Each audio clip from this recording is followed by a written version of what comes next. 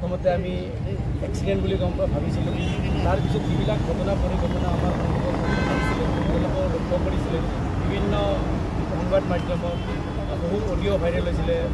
কিছুমানে এজন প্ৰত্যক্ষদৰ্শীয়েও কৈছিলে যে জোনমণি ৰাভাৰ এক্সিডেণ্ট নাছিলে, এয়া হত্যা আছিলে, পৰিকল্পিত হত্যা আছিলে। তাৰপিছত এগৰাকী আৰক্ষী জোৱানেও তেখেতে অডিঅ' ভাইৰেল হৈছিলে, তেখেতে কৈছিলে যে জোনমণি ৰাভাক নগাঁৱতে 3 ঘণ্টামান ঘূৰোৱা হৈছে, 3 পাকমান ঘূৰোৱা হৈছে, নগাঁৱতে তেওঁক হত্যা কৰা হৈছে।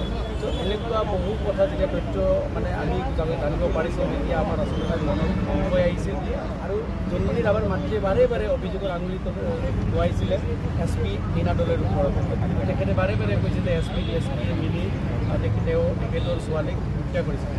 আমি সঁচাকৈ আমাৰ দুখ লাগিছে, কিয় যদি অসম আৰক্ষী মুখতে আমি অসম আৰক্ষীক লৈ গৰ্ব কৰোঁ, যদি অসম আৰক্ষীৰ এগৰাকী বিষয়াই সুৰক্ষিত নহয়, তেতিয়াহ'লে আমি অসমবাসী বা অসমৰ ৰাইজ কিদৰে সুৰক্ষিত হ'ব বা কোনে সুৰক্ষা প্ৰদান কৰিব?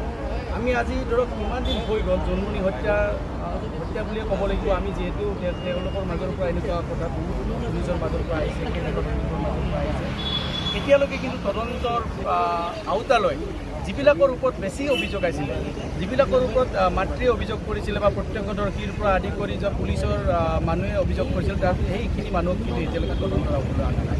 যেনে ধৰক আমি SP লীনা দলৈক কিয় তদন্তলৈ আওতালৈ অনা নাই, এইটোক লৈ কিন্তু আমি সঁচাকৈ আচৰিত হৈছোঁ। সেইকাৰণে যিগৰাকী SPৰ বিৰুদ্ধে মাতৃয়ে অভিযোগ কৰিছে বা যিবিলাক আপোনালোকে অডিঅ' ভিজুৱেল পাইছে, সকলো অডিঅ' ভিজুৱেলে কিন্তু অভিযোগ SP বা DSPৰ মানে ফালে টুৱাইছিল।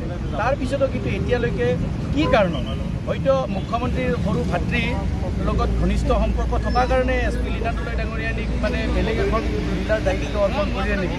যি সময়ত আচলতে তদন্ত চলে সেই সময়ত আচলতে আৰক্ষী বিষয়াসকলক বা যিকোনো ধৰণৰ বিষয়াসকলক কিন্তু ডিউটিৰ পৰা আঁতৰাই ৰখা বুলি আমি জানো।